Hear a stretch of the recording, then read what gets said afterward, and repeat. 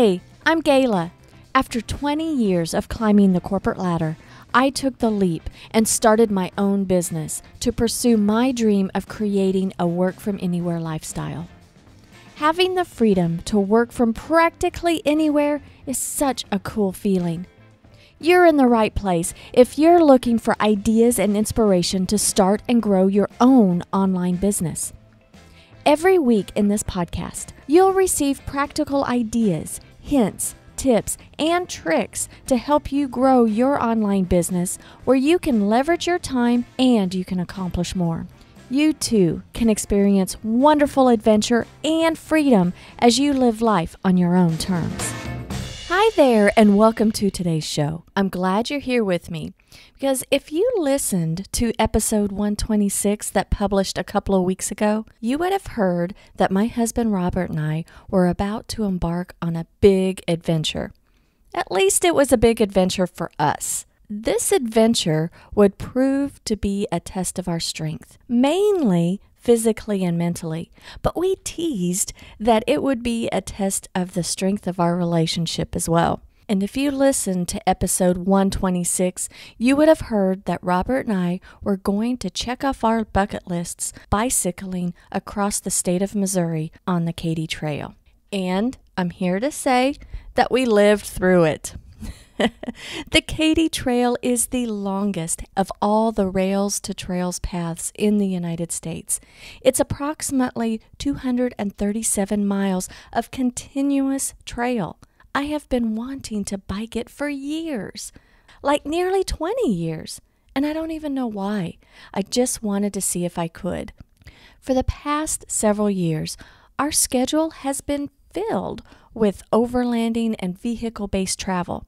We've been traveling around in the Jeep so much, and we didn't take our bikes. It was just that much more weight on the vehicle, so we opted to leave them behind. When we started back bicycling a few months ago, I had forgotten how much I truly enjoy being out on a bike. With many events canceled with the lockdown, Robert and I had been shifting our off time to bicycling. Since many of the events that were on our calendar that we put on there last year were canceled, we decided to hop on our bikes more than we have in years. I know we weren't alone because many folks during all the lockdown stuff were doing the same thing to avoid cabin fever. We've been breaking from work to hop on our bikes and casually ride around the neighborhood. 5 miles here, 10 miles there. Well, in April, we clocked about 300 miles for the month. And for us, since we haven't really been on our bikes much for about 5 years or so, this was a great accomplishment. And since April, we were still trying to get on our bikes as much as we could. We'd have good weeks, and then we'd find ourselves too busy and not clocking any seat time at all. Now, I want to tell you, I am no athlete by any means, not at all. And I have never been good at sports. I don't consider myself very physically fit either. I'm just normal, going along, and I'm not coordinated. Just never have been. But bike riding is enjoyable. That's something that I can do. Robert and I like to ride recreationally, setting our own pace and just getting out of the house and the office. A few months back, one weekend on a whim, Robert and I decided to bike the entire Frisco Highline trail. It's a 35-mile rails to trail between Springfield and Bolivar, Missouri. Now back then, our plan was, let's bike to Bolivar, spend the night, then the next morning, hop onto our bikes and pedal back to Springfield. At the time, we were pretty confident that we could do day one. Yeah, even though 35 miles was the longest that we've ever gone out, we thought, hey, we can handle that. The big question was, would our heinies and legs take to getting back on the bike for day 2? Well, close to 80 miles later, I can't lie, we were pretty proud that we did it. We weren't as sore as we feared, and we went at our own pace and made it just fine. It was on that trip that we thought, hey, this is going to be our year to do the Katy. This is our year. All we had to do was get on our bikes for 5 or 6 days in a row. Well, how hard could that be? It was that weekend we pulled out our calendars and put the Katy on our schedule. We were going to absolutely do it at the end of September. Now, I pretty much believe in Tony Robbins' saying, if you talk about it, it's a dream. If you envision it, it's possible. But if you schedule it, it's real. And by golly, this trip was going to be real. And it was real, all right. And the day was getting closer, and I was getting more and more nervous. There was so much that I convinced myself that I should be doing for work. I felt so far behind. And to be honest, I did move the date back by 2 days. 2 days.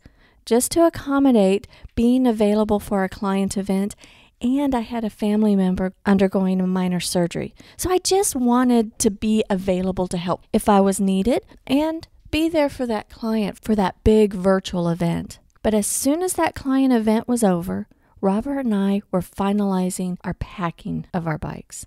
Everything we needed for a week could be found on our bikes. We were to camp along the trail and only stay in a hotel at the end of the trail near St. Louis. And the way we figured it, we were thinking that it would take, 5 or 6, maybe 7 days. And were we prepared? Well, I was pretty confident that with our overlanding experience, the camping part didn't bother me. The being out, I think that we packed all we needed and were prepared in that way.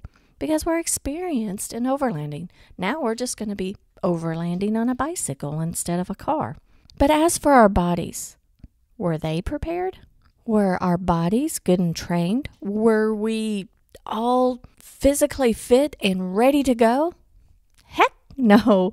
But the time had come and we were going to do it anyway. When all was said and done, the Katy Trail from Clinton, Missouri to Mawkins, Missouri, just east of St. Charles, is 237 miles. Robert and I ended up cycling 308 miles in total, taking 8 days. Now you may wonder, why on earth did we travel 70 extra miles? Well, we had some obstacles to overcome, let's just say. I'm so glad that we did it because I feel quite accomplished. And I'm not going to lie to you, my rear end was sore. I was fine on sitting on anything except my bicycle seat, but I worked through it. Bicycling 300 miles gives you plenty of time to think. And sometimes I would think about the weirdest things. And sometimes it was a matter of just concentrating on getting to the next stop. I was hoping that I would have some sort of epiphany of something that would be brilliant for my business. But nope, not at all. It turned out that I didn't think much about work at all. I truly enjoyed the experience. Even working through the pain in my rear was, in a weird way, a great experience. I pushed myself physically. I wanted to see if I could do it. And I pushed myself physically in a way that I have never done before to myself. It was a test of endurance. Out of the experience, I do have some lessons that I learned, and I wanted to share them with you.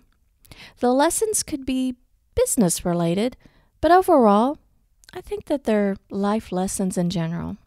I have a tough time discerning my business life and my personal life since it's so much intertwined.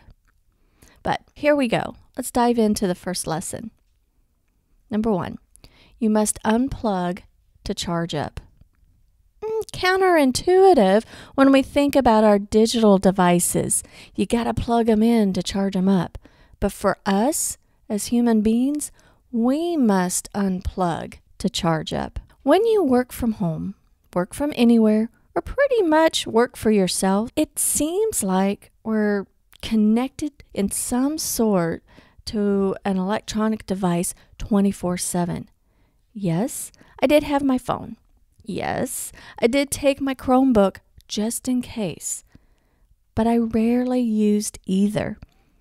I know my team wanted me to post some cool social shots, but I didn't even have it in me to pull out my phone very often and do it as frequently as I could have. I was enjoying the world around me instead of staring at this little screen. I let my thoughts wander. I took in the beauty of the scenery, the bluffs on one side and the Missouri River on the other, the canopy of trees, the trees starting to turn, and a few leaves were falling. Autumn was in the air. The deer, the groundhogs, the little squirrels, the turkeys, the turtles, and even the snakes were nice companions on the trail. Yes, even the snakes were nice companions. I find all nature interesting. It was cool to see those little snakes sunning on the trail, but we had to be careful not to mistake them for a stick and run over them. And we did see a baby rattlesnake, so you got to stay clear of things like that.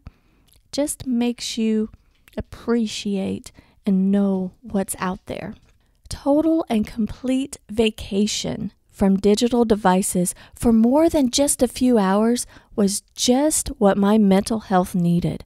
When everything you do to earn a living revolves around online services, I didn't realize how much my brain really needed that break. There was even a day that my phone was completely dead and I couldn't even use it if I wanted to. I recommend unplugging completely for more than one day. You may have withdrawals. I know some are much more obsessed with this little tiny screen than what I am, but once you get over the initial jitters, you focus your attention on the beauty and experiences and the people right in front of you. It's amazing. Lesson number 2. You don't need fancy equipment to do big things. Robert and I didn't have fancy, expensive bikes, just normal bikes. We didn't buy special clothes. We basically used what we had. Okay, we did, however, need to invest on the right bags to carry our stuff, but honestly, we didn't spend that much on them. They were an Amazon deal, for heaven's sakes. We figured if they would survive the trip and the abuse we'll put the bags through, it'll be worth the money we spent. And I'm glad to say that the bags held up through all of our abuse, so we're set for some more trips. My bicycle, I lovingly call my Corona bike. My favorite bike was stolen many, many years ago, and I got a quick and cheap replacement, but hadn't ridden it much since I got it. Never really liked it. Then, in about April, Robert came across a Facebook Marketplace deal of 3 bikes for $20. Yes, you heard me right. 3 bicycles for $20. They had been sitting outside in the weather for several years, and there was no guarantee on the condition. There were 2 matching Trek bikes and a kid's bike. We snagged the deal. Turns out the girl Trek bike is just right for me. All it needed was a little cleaning up and some minor maintenance, and it was good to go. Sure, maybe we should have invested in padded bike shorts. I'm sure my hind end would have really appreciated that. And perhaps I needed a different seat. But honestly, I'm proud that we just did it with what we had. If we can do it like that and like the experience, we can better think of what we truly need for future trips instead of buying a whole bunch of things that we think we need and we never ever use. And it's just wasteful. Far too often I hear people say they wish they could do certain things, but first I need this, and then I need that, and then I need the other thing. Start your adventures with what you have. It's my opinion that's what gets you going toward your dream, toward your big dreams. And besides, with the basics, you have great stories. Moving on. My third lesson. Bike fun, not fast. This was a saying on a shirt that Robert got me at this little bike shop on the trail on our last day of our trip. The front has the letters Big BAM, which stands for Big Bike Across Missouri. What a nice gift and reward for such a big trip. The longer we pedaled, the more we realized that this was a big deal. Maybe not a big deal for a lot of people, I don't know. But for us, we felt such a great sense of accomplishment. To me, the saying on the back of the shirt, bike fun, not fast, means a lot. It means to me, slow down and enjoy the journey. Experience everything around you and take the time for great conversation with cool folks that you meet along the way. Hear their stories, learn from them, enjoy every moment.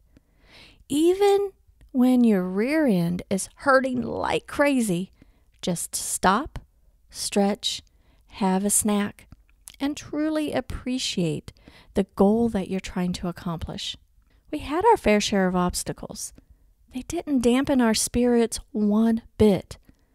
They made us think of alternatives, but we never ever thought we wouldn't achieve our goal.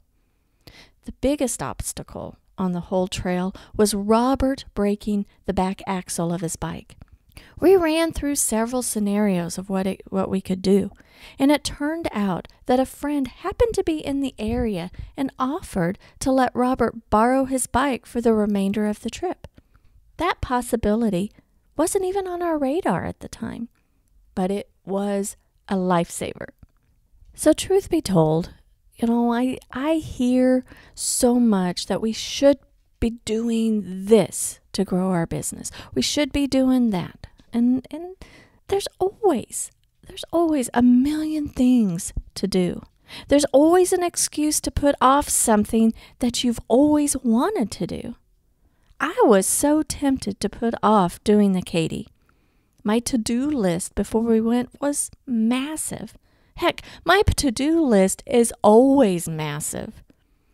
I was tempted to juggle the experience with working in the evenings, but I made the decision to make it a true vacation and disconnect my brain from work for a whole week.